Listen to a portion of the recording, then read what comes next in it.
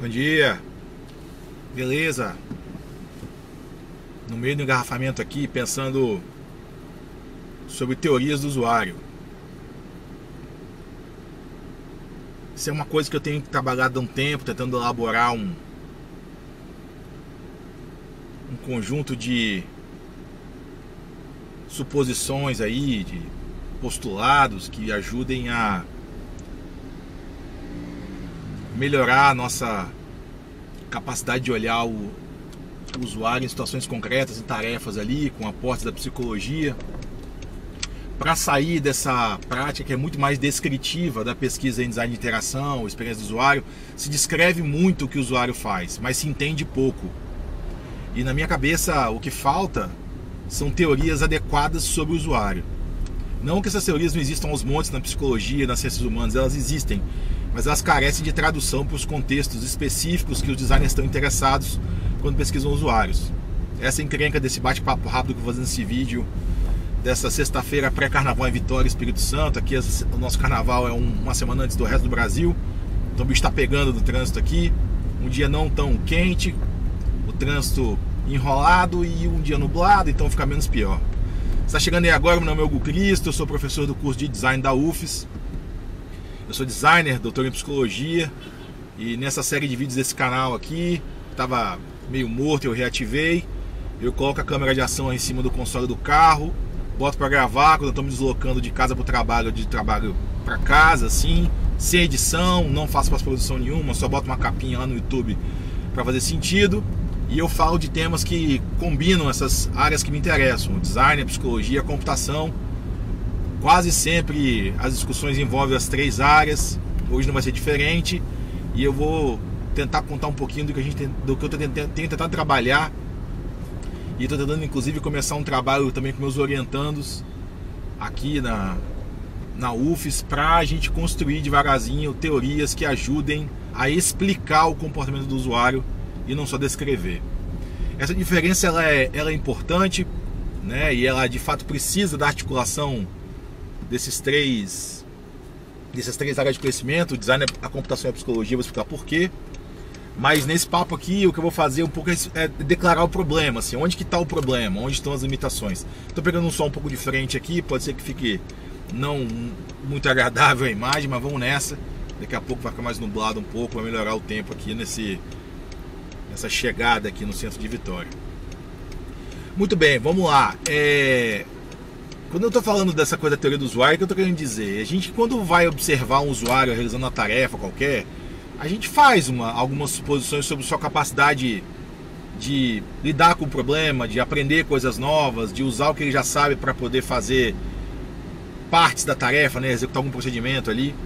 E essa história ela não é exclusiva do design, assim. Você pegar a história das ciências cognitivas, da própria psicologia cognitiva na segunda metade do século XX, você vai encontrar um grande esforço feito por pesquisadores para poder estabelecer o que a gente teria como se fosse um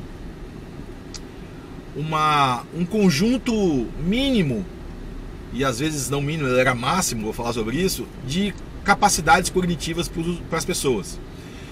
O caso mais famoso disso aí é o homem racional econômico, que surge lá na economia, e ele tem um irmão da administração, um homem racional administrativo. Você vai ter na ciência política um outro.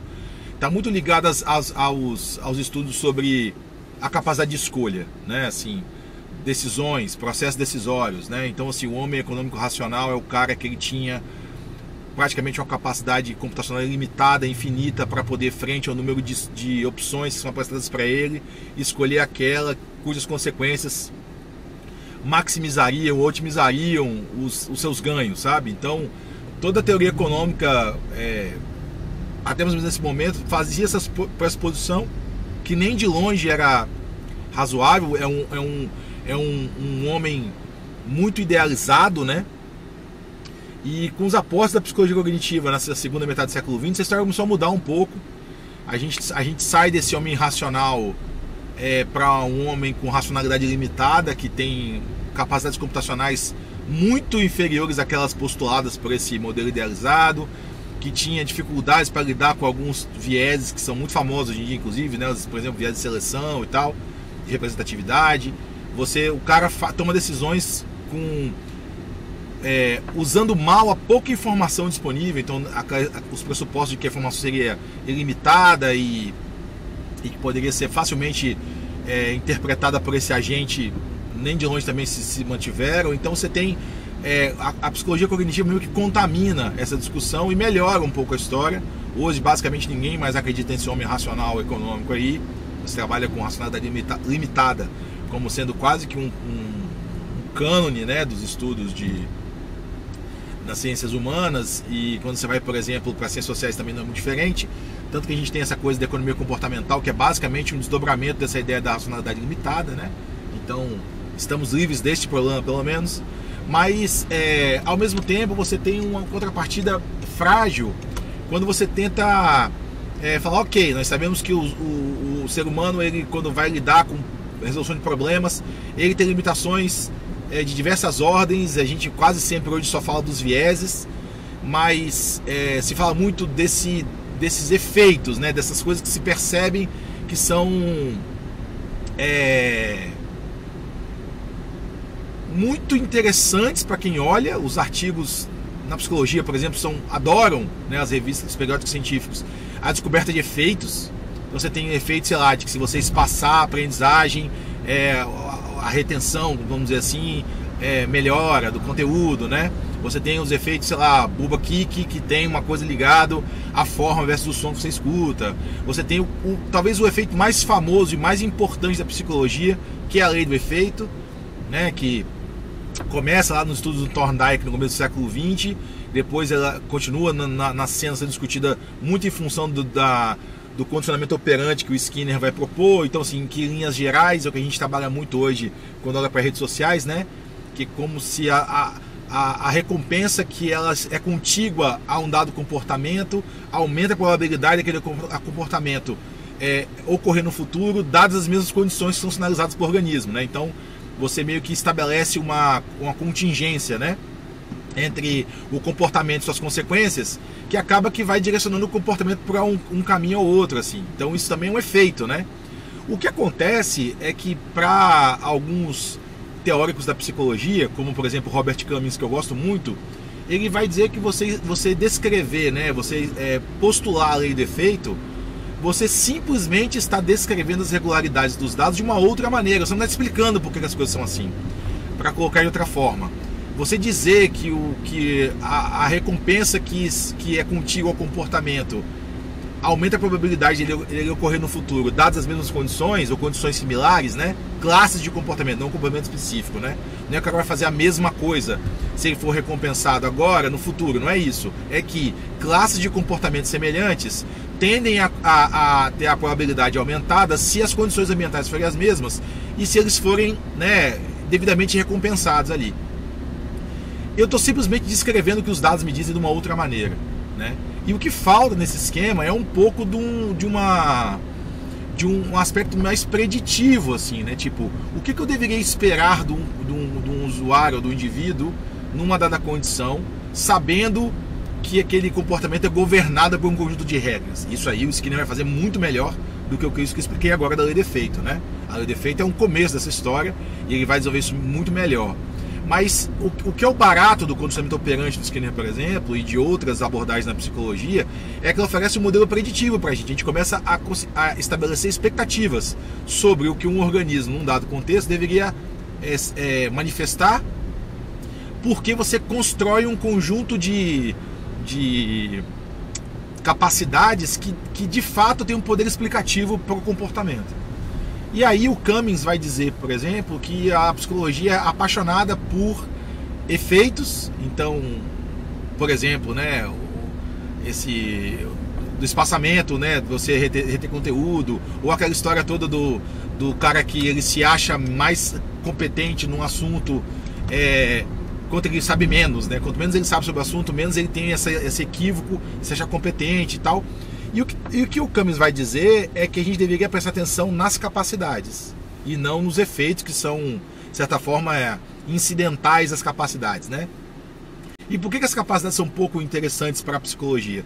Porque as capacidades não precisam ser descobertas, a gente sabe que elas estão aí. A gente sabe que o ser humano tem capacidade de ver em três dimensões, a gente sabe que o ser humano tem capacidade de fazer operações matemáticas em condições típicas, né, gente? Lógico, se você for pegar uma pessoa que sofreu uma lesão, inclusive a gente entende muito sobre as capacidades nos momentos em que as pessoas têm algum tipo de lesão ou prejuízo, dado um acidente e tal, e você vê que a pessoa perde aquela capacidade, ou às vezes o que acontece é que você vai ter aí alguma condição do tipo, sei lá, descalculia, né? Que aí você vai perceber a falta que aquela capacidade faz.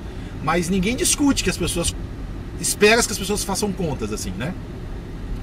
E tem um cara chamado David Marr, que faleceu muito cedo, era um neurocientista brilhante, inglês, foi morar nos Estados Unidos e tudo. Ele morreu ali no começo dos anos 80 de câncer, né? Ficou muito mal, muito rápido.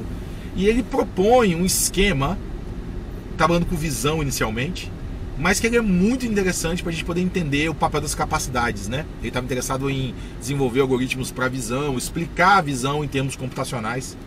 E ele vai dizer, por exemplo, que a gente, quando olha para uma capacidade humana, a gente, ou sei lá, de um animal, a gente deveria pensar assim: por que ela está ali?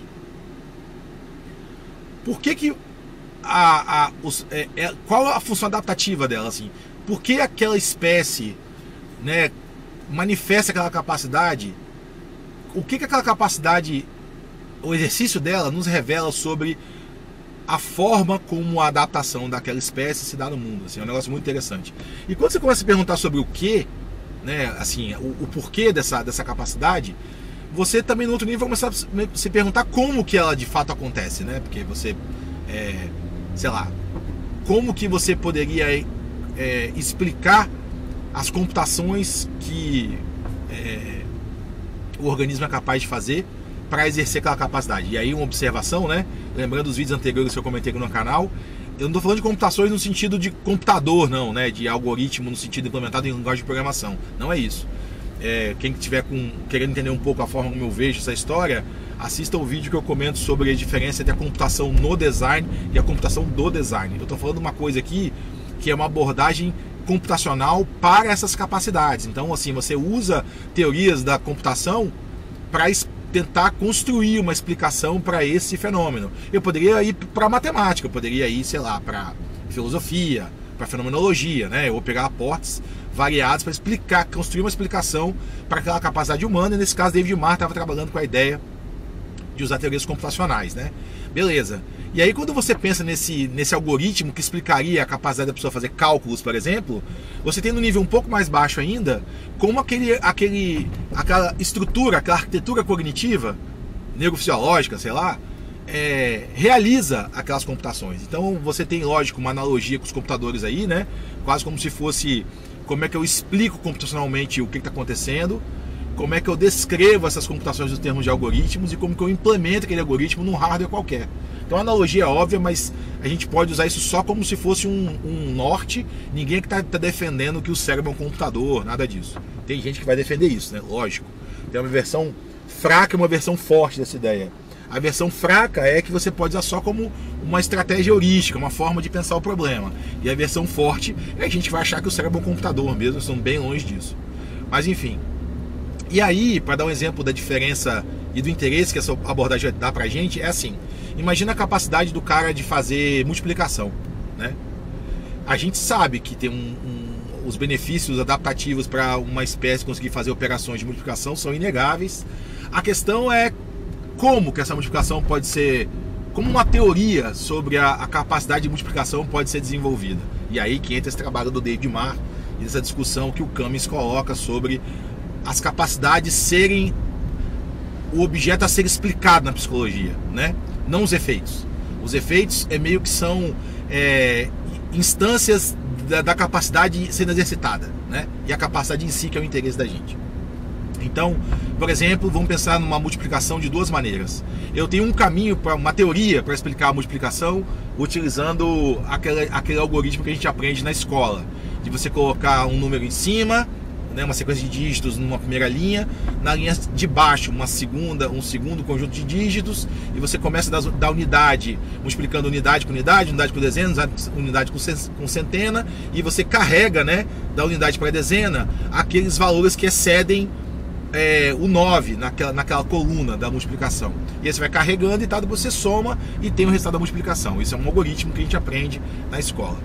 Mas também é possível executar multiplicações partindo do princípio que eu construí isso por somas sucessivas. Então, por exemplo, se eu fizer assim, 10 vezes 5, eu posso colocar o 10 na primeira linha, o 5 na segunda linha e fazer 5 vezes 0, 0, aí depois 5 vezes 1, 5, e aí eu vou somar esses dois números que eu não carreguei nada para o lado, nesse caso específico, e vai dar 50. Um outro caminho seria eu pegar o número 5 e colocar ele, somar ele 10 vezes a ele mesmo. Então 5 mais 5 mais 5 mais 5, etc., até dar 50. Esses dois algoritmos, eles vão para um observador externo, por exemplo, um entrevistador, um designer, sei lá, que pede para um usuário fazer uma multiplicação, eles têm exatamente o mesmo resultado. Só que do ponto de vista da eficiência, da tratabilidade desse algoritmo, eles são muito diferentes. Se eu fosse, por exemplo, avaliar o tempo que um usuário necessita para poder realizar, né, a gente fala carry esse algoritmo, colocar em ação, eles são muito diferentes, porque você, por exemplo, pegar um número de 10 dígitos e somar ele 10 vezes e você multiplicar o número de 10 dígitos por um outro número, você vai ter nesses dois algoritmos tarefas diferentes para serem feitas também. Então essas teorias sobre a capacidade de multiplicação e como ela se desenrola tem diferença em termos de eficiência, de desempenho, mas também elas têm pressupostos diferentes. Por exemplo, nesse caso da multiplicação tradicional da escola, você tem que postular que existe nesse organismo a capacidade de armazenar como se fosse um acumulador, né? Você vai acumulando o que sobra quando você muda da unidade para dezena, por exemplo, dezena para centena e assim por diante. Nesse algoritmo seu tem algum lugar que esse acumulador guarda esse número. No outro algoritmo eu vou simplesmente guardar a última soma que eu fiz. Então, do ponto de vista até da implementação da arquitetura que poderia sustentar essas duas teorias como explicações para a capacidade de multiplicar, você tem pressupostos diferentes. Você precisa de que a arquitetura ofereça coisas diferentes. E aí o ser humano tem uma arquitetura só, né? A gente sabe que nós temos aí uma espécie que tem algumas capacidades que são mais simples, como por exemplo de lembrar, né, o que está fazendo. Então tem uma memória de trabalho aí que é postulada também, né, e que você vai ter diferentes usos dessa capacidade que é mais simples. Então tem que pensar em termos de uma hierarquia de capacidades, e eu vou somando elas para cima, combinando elas em níveis cada vez mais complexos, né, para poder realizar aquela explicação que eu estou propondo. Então quando eu me concentro no efeito só, né, as pessoas, sei lá, elas têm viés de seleção. Eu tenho quase nenhuma capacidade de explicar o que acontece com a pessoa de fato quando eu fico falando desse resultado do comportamento dela, né? Então eu poderia retomar, por exemplo, uma série de capacidades que estariam envolvidas nesta opção que a pessoa tem por valorizar casos que não são representativos às vezes, só os casos que ele conhece, na hora de dizer como uma coisa, explicar como uma coisa acontece no meio, assim. Então, uma teoria do usuário, se ela se concentra na ideia de tentar explicar o comportamento com base nas capacidades cognitivas, ela vai para uma outra direção, né? Eu fico menos preso aos dados e eu ofereço, obviamente, um tipo de arcabouço teórico aí que pode ser confirmado pelos dados ou não. Tem uma questão empírica para resolver, né? Mas o fato dos dados não se adequarem à teoria não necessariamente é uma invalidação da teoria, né? Eu posso ter questões aí de a teoria pode ser refinada, ela pode ser revista, né? Vamos dizer assim que eu tenho infinitas teorias capazes de explicar os mesmos dados, e a seleção dessa teoria que faz mais sentido é uma questão da melhor explicação e não, né, simplesmente de qual que é mais econômica, qual que é mais... Lógico, tem isso também entra na jogada, né? Qual que faz menos suposições, qual que depende mais de coisas que não estão diretamente ligadas ao que eu estou explicando, enfim. Mas aí a minha ideia aqui é tentar devagarzinho construir aquilo que as ciências cognitivas já têm. Por exemplo, existe uma coisa chamada modelo comum da cognição, que postula ali que você tem uma memória de trabalho com um certo tempo de resposta e uma capacidade, né, de armazenamento, uma memória de longo prazo com acesso um pouco mais lento, e que você vai ter também aí um motor de inferências, você vai ter aí uma capacidade de planejamento também que se manifesta tanto em termos motores como também só de ideação e tal. Então esse modelo comum que foi proposto mais ou menos no começo dos anos 2010, assim, na década de 2010, ele meio que sintetiza várias arquiteturas. A gente tem arquiteturas que são simbólicas, né, que trabalham com regras de produção, que são mais ou menos coisas do tipo rotinas e procedimentos descritas nos termos de sim, então, né? Então, se uma coisa acontecer, então outra. Se eu perceber uma coisa, se um dado evento ocorrer, então eu faço outro. Isso é uma coisa muito da IA simbólica também que se utiliza. Mas tem arquiteturas que são subsimbólicas, que se parecem mais com redes neurais. Esses dois tipos de arquiteturas, por exemplo, inclusive tem algumas que são mistas, né? Elas oferecem para a gente as condições mínimas para que, por exemplo, uma pessoa pudesse fazer o acumulador para ir multiplicando, né? Então você tem todo um desenho aí dessa arquitetura comum, cognitiva, que também faz falta no momento que a gente discute o comportamento dos usuários. A gente fala assim, o cara teve dificuldade de ver aquela informação na tela. E a gente fica falando de leis, né? Tipo assim, a lei do número mágico mais ou menos 7 mais ou menos 2. Então o cara teria entre 5 e 7 pedaços de informação que ele consegue armazenar e tal. Mas ok, isso é um pedacinho, mas eu preciso integrar essa história numa arquitetura mais complexa que dê conta de tarefas mais interessantes também, né? Ninguém fica aí, esse tipo de informação tem que desaparecer quando o cara está usando uma interface, tentando operar um instrumento, né? Isso só isso não dá conta. Então, a ideia das teorias sobre o usuário, elas são muito ricas nessa possibilidade, na minha cabeça, de que você poderia postular uma série de questões que são um pouco gerais em relação às expectativas de capacidades que o usuário teria, para você, quando for fazer o teste, quando você for construir um instrumento, um aparelho, uma interface, você tem um mínimo de suposições que são consensuais, inclusive, porque é muito difícil trabalhar com os dados que se utiliza hoje em design de interação da experiência do usuário, por exemplo, porque são descrições, e fala, eu testei com meus usuários e eles fizeram assim. Como é que você integra esses achados a uma outra pesquisa com outro artefato? É muito difícil, porque é muito qualitativo, né? Não que o qualitativo seja ruim, mas é muito situado e tem pouca generalidade nas pressuposições. Não que a gente tem que trabalhar com generalidade nos dados o tempo inteiro, não é isso. Mas eu tenho que conseguir transportar os achados de um lugar para o outro, e sem um acordo mínimo de como essas coisas funcionariam, fica muito difícil. Pra vocês terem uma ideia, nos anos 80, a interação humano-computador e o design centrado no usuário avançaram muito porque havia modelos comuns. Por exemplo,